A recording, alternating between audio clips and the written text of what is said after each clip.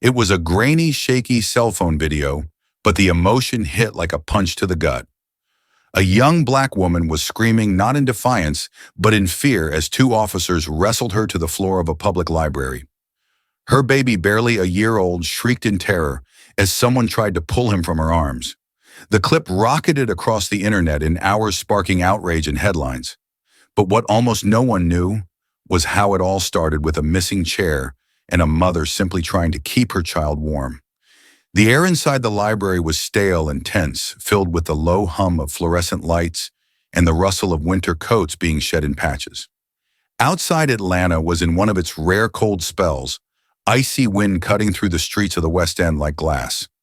Inside, people huddled around heaters, computers, bookshelves. Every chair in the place had been taken long before noon. Rochelle Gaines stood at the entrance, her toddler wrapped tightly to her chest in a faded baby sling. His name was Cairo, and he had just drifted off to sleep after a restless, hungry morning. Her fingers were numb, not just from the cold, but from the weight of the week. She'd lost her job 3 days ago, cleaning rooms at a hotel that cut back without warning. Rent was due. Formula was running low. Her last hope was a welfare appointment next week, and today she'd come here to print out some papers and check on housing support options. Nothing about her day was unusual. Nothing about her felt dangerous. There were no seats left, not one. Rochelle scanned the room twice, gently bouncing Cairo to keep him asleep. Finally, she found a corner of the carpet near the children's section and carefully lowered herself to the floor. She unwrapped her coat halfway and shielded him from the draft. She sat quietly like dozens of tired mothers before her had sat in buses, on curbs, on cracked linoleum kitchen floors. She wasn't asking for anything but a moment of stillness. But the moment didn't last. A security guard in a pressed uniform approached, clipboard in hand. He didn't look angry, just impatient. "Ma'am, you can't sit there. Library policy says no sitting on the floor." Rochelle looked up, voice calm. "I understand. My son's sleeping. I just need a few more minutes. I promise I'll move as soon as he wakes." "Policy is policy," he replied, louder this time. People started to glance over. "You'll need to get up now, or we'll have to escalate this." She blinked. She didn't scream. She didn't argue. Her only crime was hesitation a second too long to move a baby who had just stopped crying. He walked away, muttering into a radio. Rochelle stayed seated, rocking Cairo, gently unaware that those few minutes would cost her everything. 10 minutes later, 2 uniformed police officers entered the library. Rochelle's heart sank. They didn't shout. They didn't explain. They walked straight to her and ordered her to stand up. She tried to comply, slowly, carefully, but as she shifted, Cairo stirred and whimpered. Her arms tightened around him. The officers interpreted that as resistance. One reached for her shoulder, the other for her waist. Rochelle cried out, not in aggression, but in fear. "Please, he's sleeping. Please don't take him." But it was too late. One hand grabbed her arm, the other reached for Cairo. The scene turned chaotic in an instant. Books tumbled. A chair scraped loudly. Cairo woke up screaming, his tiny hands flailing as one officer tried to pull him from his mother's grip. Rochelle ended up on the ground, her back hitting the tile with a thud that echoed through the room. "Let go of him," she cried. "He's just a baby." Around them, people stood frozen, a few stepped forward unsure. One woman pulled out her phone and hit record. That video, just 86 seconds long, captured the moment Rochelle's world cracked open. It would later be broadcast on every major news outlet, dissected by pundits, debated in council meetings. But right then in that library, she was just a mother on the ground. Cold, afraid, humiliated, her child wailing above her heartbeat. The police eventually pried Cairo from her arms. A social worker was called. Rochelle was handcuffed in front of dozens of strangers and taken away without shoes, her coat half open, tears frozen on her cheeks. No one told her where her son was going. She had come to the library for answers, for help, for 5 minutes of rest. Instead, she was now in the back of a squad car, being labeled disorderly, uncooperative, and a threat. But the world had seen, and the world surprisingly was not quiet. By the time Rochelle reached the holding cell, the video had already gone viral.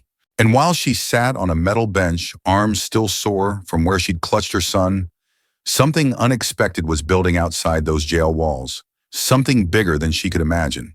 The walls were pale green and chipped, and the cot she sat on felt like a slab of cold metal in the dead of winter. Rochelle pulled her knees into her chest, wrapping her arms around them like she used to do as a little girl when she got scared of thunder. But this wasn't thunder. This was silence. 4 days of it. No one had told her where Cairo was. The officers barely spoke. The processing was cold mechanical. No shoes, no coat. They gave her a gray uniform 2 sizes too big and led her into a holding cell like she was some kind of criminal. Not once did anyone ask if she was okay. Not once did they say what happened to her baby. She sat there hour after hour staring at the blank cement wall, her mind spinning with questions that had no answers. Was Cairo crying for her? Had he eaten? Was he with someone kind, or was he scared, confused, thinking she left him? The thought clawed at her chest like a dull knife. In the absence of answers, the noise came from somewhere else, her thoughts. Was I wrong to sit? Should I have just gotten up? Did they think I was violent? Is this how they see women like me? Is this how they see black mothers, like problems instead of people? She remembered the officer's grip on her arm, how her body hit the floor, the screaming, the looks, like she was a threat. She hadn't even raised her voice. Somewhere in the city above, the story was already spreading. But Rochelle didn't know that yet. She didn't know that the woman who filmed the incident had uploaded it to Facebook with the caption, "This is not okay." She did nothing wrong. She didn't know that by the next morning, the clip had over 2 million views. She didn't know that strangers were asking, "Who is this mother? Why was she treated like this?" At that moment, all she knew was the chill in her bones and the ache in her arms where Cairo used to be. Meanwhile, the media began doing what it always does, painting pictures without asking for the truth. One outlet called her combative. Another said she was refusing to cooperate. None of them mentioned the full library. None of them showed the lack of chairs. None of them told people she was rocking her sleeping child when they tore him from her arms. She was being reduced to a headline, a mugshot, a warning. But the internet had a different idea. Source for Rochelle began trending overnight. People, mothers, students, activists, even celebrities shared the video and demanded answers. This is state violence. This is how we treat the poor. This is why people don't trust the system. The tweets piled up. The comments flooded in. Protesters began gathering outside the city courthouse, holding signs that said, "A chair is not a crime," and "Let mothers be mothers." In the background, a small team of public defenders and civil rights attorneys, mostly women of color, started digging into the case. One of them, Marissa Holloway, a lawyer from a local nonprofit, saw the footage and made a decision before she finished her coffee. We're getting her out. No question. They arrived at the detention center late on the 3rd night, armed with affidavits, paperwork, and righteous fury. Rochelle had been locked away for 4 days, but outside a movement had already begun to form. On the morning of her release, Rochelle was brought out through a side exit to avoid the crowd. The sun hit her eyes like she'd been underground for a week. Her legs felt weak, but her heart was racing. Cairo was there, wrapped in a soft blanket, asleep in the arms of a caseworker who looked both relieved and overwhelmed. When Rochelle took him back into her arms, he stirred, nuzzled into her collarbone, and fell back asleep like he'd just come home. A crowd had gathered on the steps. Camera crews, journalists, strangers holding signs. Rochelle didn't want to speak. Her voice was cracked and her soul still felt like it was shaking. But then a reporter stepped forward and asked gently, "Do you have anything to say to the city, Rochelle?" She held Cairo closer, looked up into the winter sun, and said softly, "I just wanted to keep my baby warm." That sentence went viral within an hour, because in 7 words it exposed the truth. She wasn't a threat. She was a mother, and all she needed was a chair. But what she got instead was the weight of a system that had forgotten how to see people like her. And what the system didn't expect was that she wouldn't stay silent. Her words lingered long after the cameras stopped rolling.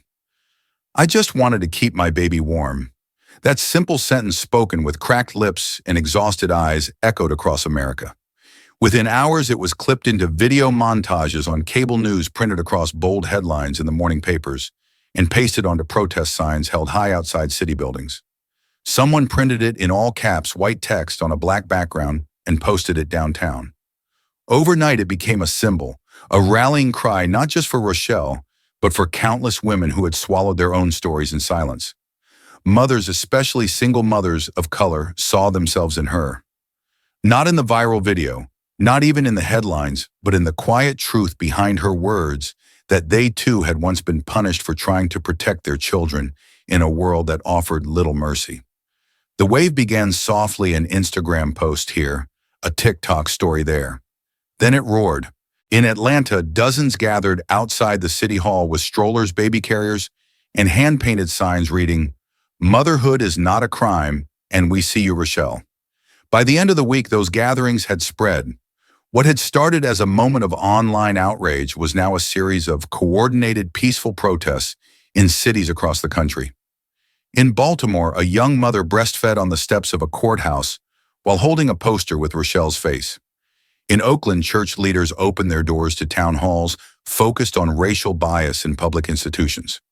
The public conversation had shifted not just about policing, but about how society viewed poor women, black women, tired women, simply trying to exist with dignity. Back in Atlanta, the pressure on local officials reached a boiling point. Days after her release, the mayor stood behind a podium flanked by nervous aides and addressed the public. Her voice trembled slightly as she read the statement. The events that took place at the West End Public Library were unacceptable. We acknowledge the harm done to Ms. Rochelle Gaines and to the community. There was a serious failure in judgment, and for that we are deeply sorry. It wasn't justice, not yet, but it was the first public apology Rochelle had ever received from a system that had taken far more than it ever gave. She watched the press conference from her small apartment, Cairo asleep in her lap, his tiny hand curled around the sleeve of her shirt. She didn't cry, she didn't cheer, but something shifted in her chest. Until then, she had believed her voice only stretched as far as her apartment walls. She had spent her life whispering, shrinking, saying sorry before speaking. But now people were listening. Now her voice moved through microphones and tweets, through church pews and schoolyards. For the first time, she understood she didn't just survive what happened, she had something to say about it. So she wrote. It wasn't polished and it didn't need to be. Late one night, while Cairo slept on the couch beside her, Rochelle opened her old laptop and typed the first line of her story. This is what happened to me when I sat down to rest. Over the next 5 hours, she poured herself onto the page, what the news got wrong, what the video didn't show, what it felt like to be handcuffed while her baby screamed for her. She wrote about shame, about rage, about how when you're poor, even exhaustion becomes a kind of crime.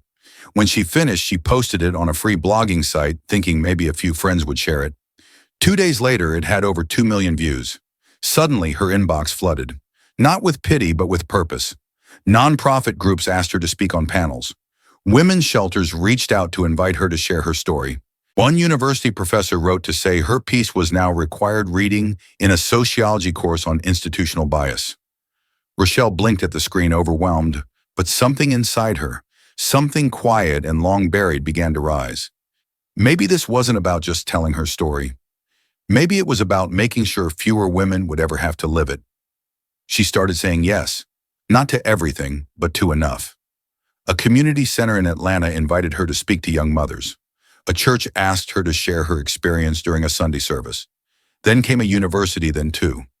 At first, she read her essay straight from paper, hands trembling. But over time, her voice steadied. She spoke not as a victim, but as someone who had walked through fire and come out with a truth too loud to contain. Still, Rochelle knew the real fight wasn't on a stage. It was in the policies, the unspoken biases, the slow systems that swallowed voices like hers every day. She wasn't interested in fame. What she wanted was change. And if her voice had weight now, she was going to use it because silence had never protected her. And she'd be damned if she let it swallow anyone else. The applause faded slowly as Rochelle stepped down from the church podium, her heart still thudding in her chest. That morning, she had spoken to a room of women mothers, grandmothers, college students holding babies on their laps, each of them listening not just out of sympathy but recognition. For the first time, Rochelle realized she was no longer just telling her story. She was voicing theirs too. And that voice needed a home, something bigger than speeches or blogs, something that could last. A month later, she founded Mothers Without a Chair. The name came easily. She remembered the exact moment she'd first thought it, sitting on the cold library floor, arms aching with the weight of Cairo, the quiet shame of being told she didn't belong. A chair wasn't just furniture, it was dignity, permission, a place in the room. And for too many women, that place simply didn't exist. The group started small, just her, a borrowed laptop, and a few friends from the community center. Their mission was clear: to support and uplift women, especially single mothers, who had been marginalized, excluded, or punished simply for doing what mothers do. They held monthly meetings in borrowed classrooms and back rooms of churches, offering resources for housing, childcare assistance, and emotional healing. But more than anything, they offered presence. No woman would sit alone again, literally or metaphorically. Word spread quickly, not through press releases or polished campaigns, but through stories. One woman shared how she had been escorted out of a courtroom for trying to breastfeed while waiting for her hearing. Another spoke about being denied entrance to a shelter because her toddler cried too much. A school janitor told them how she'd been forced to miss a parent-teacher conference because the office wouldn't let her bring her 2-year-old inside. It wasn't easy. Rochelle quickly learned that society didn't like being reminded of its cruelties, especially when they came wrapped in bureaucracy and polite language. Some viewed her group as disruptive. Others dismissed it as another complaint circle. But she kept going, because for every dismissive glance, there was another woman reaching out, like the letter that arrived from a mother in Nebraska. The envelope was plain handwritten. Inside was a short note. When I was 19, I was asked to leave a doctor's office for breastfeeding in the waiting room. I never told anyone, not even my husband. Your story made me feel like I existed again. Thank you for sitting when I couldn't. Rochelle read it 3 times, then folded it gently and placed it in her journal. That letter was proof. The chair had always been missing, not just in the library, but everywhere. Then came the knock at her office door. It was a quiet afternoon. Rochelle had been sorting through donated diapers when a middle-aged white man dressed in a faded librarian's vest stepped in with a wooden chair in his hands. She stared confused at first until he said softly, "I was working at the desk the day you were arrested." I didn't say anything. I didn't help. I just froze. I think about it every day. He set the chair down and continued. "This is from the reading room. It's the one that should have been offered to you. I can't change what happened, but I wanted to give it to you." "I'm sorry." Rochelle didn't cry. Instead, she thanked him, then made a decision on the spot. She brought the chair to the West End Library and asked that it be displayed publicly with a small plaque that read, "For every mother who was told she didn't belong." The gesture resonated far beyond Atlanta. Local news picked up the story. From there, national outlets ran features on the chair, the movement, and the message behind it. And the momentum forced our city officials to act. Within months, Atlanta passed a new ordinance mandating that all public buildings, including libraries, courthouses, and government offices, must provide child-friendly seating areas and accommodations for parents with young children. It wasn't revolutionary, but it was real, tangible, a policy born from pain and persistence. And as Mothers Without a Chair grew, so did Rochelle's visibility. Nonprofits and policy boards began calling. They didn't want a spokesperson, they wanted a voice, a perspective grounded in lived experience.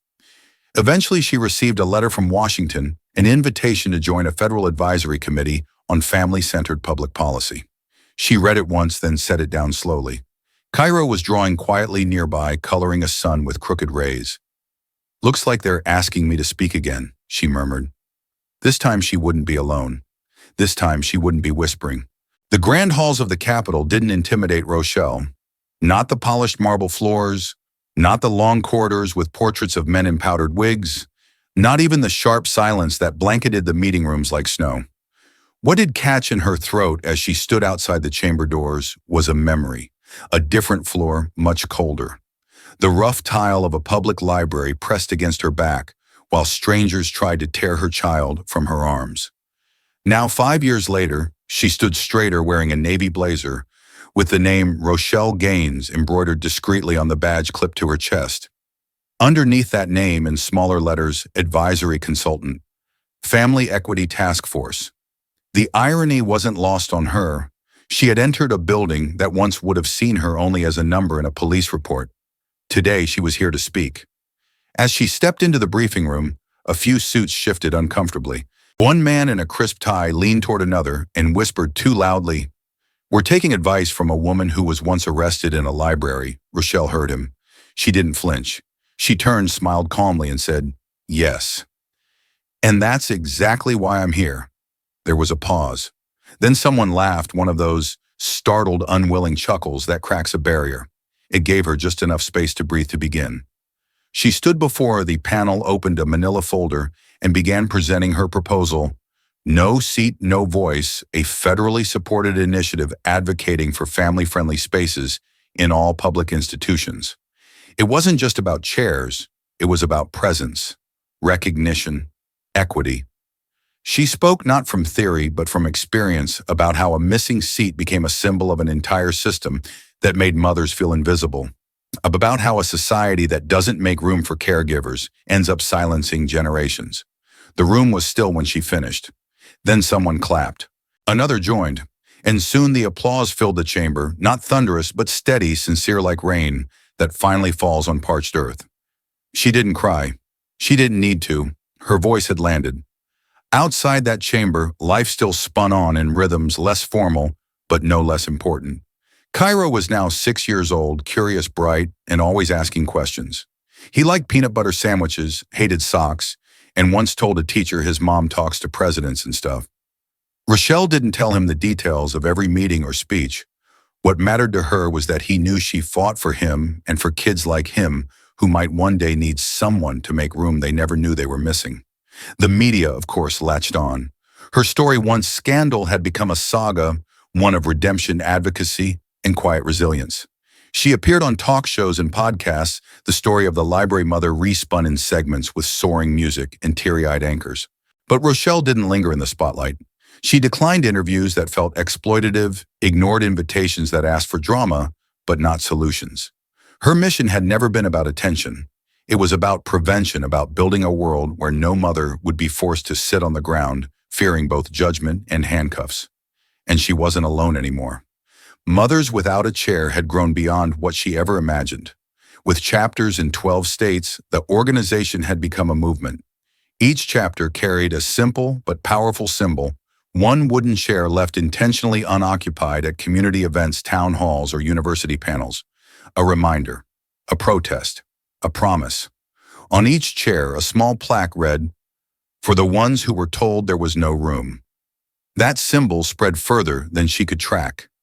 She once saw a version of it in a protest in Lisbon, another in a mural in Oakland. The idea had become larger than her, and that was the point. One evening during a panel in Chicago, a young woman asked her, "Do you see yourself as a hero?" Rochelle paused. She glanced toward the empty chair on the stage beside her, then back at the woman. "I'm not a hero," she said. "I'm a mother. I was just cold and tired and trying to keep my baby safe. If that made people listen, then I'll keep speaking. Not for attention, but because silence almost swallowed me, and I won't let it swallow anyone else." The room exhaled. In the quiet that followed, something settled, a kind of clarity, a knowing. Rochelle Gaines, once told she didn't belong, had changed not just policy but the shape of a national conversation. She had shown the country what happens when one mother refuses to shrink, when one missing chair becomes the reason an entire system must make room. The mahogany-paneled chamber was thick with formality, the kind of place where decorum could suffocate truth. Rochelle stood tall, hands folded on the lectern, midway through her remarks on equitable public access, when a senator, gray-haired, impatient voice, sharp like clipped paper, interrupted without warning. "Ms. Gaines, with all due respect, do you have any formal qualifications to be advising federal policy?" There was a pause, not awkward, but deliberate. She looked him straight in the eye. Her voice didn't rise, it didn't need to. "The only qualification I have," she said calmly, "is that I was once dragged off the floor of a public library while holding my child. That floor taught me more about systems than any degree ever could." Silence rippled across the room. A few shifted in their chairs. One aide looked down as if ashamed by proxy.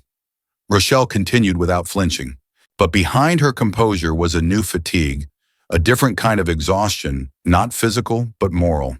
The deeper she went into this work, the more she saw the duplicity of it all. There were people in those chambers who clapped for her presence, praised her resilience, but when the cameras were gone, treated her like a prop, useful, momentarily moving, but disposable once the headline faded. Their smiles were rehearsed, their nods shallow. They liked her story, but not her solutions. Then came the article. A conservative columnist published a blistering op-ed titled "From Victim to Celebrity: How One Mother Played the System." It questioned her credibility, framed her nonprofit as performative, accused her of monetizing pity. Rochelle read the piece at midnight alone in her kitchen, and for the first time in months, she put her phone face down and cried. It wasn't just the words, it was the insinuation that her pain was a performance, that her voice didn't come from lived trauma, but from a craving for attention. It hollowed her in a way the handcuffs never had. The next morning, she was scheduled to speak at a community college. Halfway through her talk, her throat caught. Her hands trembled. She tried to continue, but her vision blurred. She paused, looked down, and for a moment considered walking off stage. Afterwards, she told her team she was done. No more interviews, no more panels. "I'm tired of being everyone's lesson," she said. "I didn't ask for this." But healing, it turns out, often arrives quietly. That evening, as she sat alone backstage, a young man approached her, barely 20, voice unsure. "My mom was arrested once," he said, "for breastfeeding me in a park. I didn't understand it back then. I thought she was weak. I was even embarrassed. But hearing you tonight made me see her differently. I just wanted to say thank you." The moment didn't fix everything, but it pierced the fog.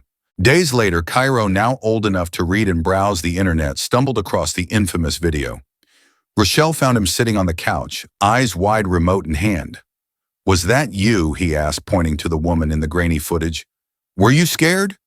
She sat beside him, wrapping an arm around his small frame. "I was," she said, "but I was more scared that you'd grow up thinking I had stayed quiet." That conversation shifted something again. Rochelle returned to Mothers Without a Chair, but this time she listened more than she spoke. She helped restructure the group not just as a storytelling platform, but as a network of listening circles where women could speak their truths without needing to package them into slogans. No cameras, no hashtags, just space. And as she watched the next generation college students, teen moms, formerly incarcerated mothers, step into their own voices, Rochelle understood something deeper than policy. Real change doesn't begin in courtrooms or Congress. It begins in the refusal to stay silent, passed from one voice to the next like a torch in hands, long denied fire. The Chicago wind swept through the open plaza like a quiet hymn, ruffling scarves and fluttering programs, as the crowd gathered in front of the city's newest public library. Inside, sunlight poured through the tall glass windows, casting long shadows across the polished floor. In the center of the atrium, cordoned off by a simple velvet rope, sat a single wooden chair, unadorned, worn smooth by time, with a brass plaque mounted at its base. It read, "For those who were once asked to leave simply because they carried their child." That morning, Rochelle Gaines stood behind the podium, her hands folded lightly, her eyes scanning the quiet crowd. She hadn't prepared a formal speech. She didn't bring a speechwriter or an entourage. She didn't need them. When the moment came, she stepped forward, took a breath, and said, "We once fought over a chair, but it was never about the chair. It was about a question we were too afraid to ask out loud. Do poor mothers deserve to exist in public spaces?" There was no applause at first, just stillness, a silence that respected the truth of what she had said. Then slowly hands came together. But Rochelle didn't linger. She stepped away, nodded once, and joined the audience like anyone else. She didn't need the spotlight. She had already lived in it long enough to know its warmth could quickly turn to glare. In the years that followed, Rochelle receded from the headlines, not from fatigue, but by choice.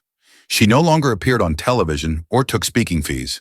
Instead, she poured her energy into quieter, longer work, hosting small writing circles for women who had endured trauma at the hands of public systems. In church basements and shelter conference rooms, she helped survivors put their stories into words, not to go viral, but to find peace. The sessions were intimate, unrecorded. No lights, no mics. Just pens, paper, and space to be heard. Mothers Without a Chair had grown far beyond its original mission. The organization now ran community listening sessions across college campuses, neighborhood centers, and civic halls, over 70 in total. There were no official spokespeople, no hierarchy. Each gathering centered on mothers who had once been silenced, now telling their stories to young people who had never considered what it meant to be asked to leave, simply for parenting in public. At one of these sessions in Boston, a young woman approached the table where books were being distributed. She picked up an anthology of essays written by Rochelle's group, flipped through the pages, and said quietly, "My mother had one of these stories. I think I did too. I just didn't have the words for it until now." Back in Atlanta, Rochelle returned to a rhythm that felt closer to home. Cairo, now 15, tall and thoughtful, had begun exploring writing himself. One evening, Rochelle found a printed copy of an essay left on the dining table. It was titled, "My Mother Wasn't Famous." The final lines read, "She never chased the camera, but she made a nation stop and think and listen. That's more powerful than any fame I know." The words struck her in a way no award or resolution ever had. Weeks later, as she walked past the old West End library, something made her stop. Through the window, she saw a young woman sitting cross-legged near the children's section, her baby cradled against her chest, fast asleep. There were no open chairs nearby, but no one seemed to mind. No one told her to move. Rochelle watched for a moment longer, then smiled and walked on. Years had passed. Laws had changed. But what mattered most wasn't what was written on paper. It was what had quietly shifted in the air. "I don't want to be called a hero," she had once told a reporter. "I just want the ones who come after me to know they never have to be quiet." And in the end, it all came back to a single image: a woman on the floor, a child in her arms, and a country reminded, sometimes painfully, that justice should never depend on whether or not there's an empty seat. Thank you for watching. If this story touched you, share it. And remember, every voice matters, especially yours. Like, subscribe, and drop a comment. Have you ever felt unseen? We're listening.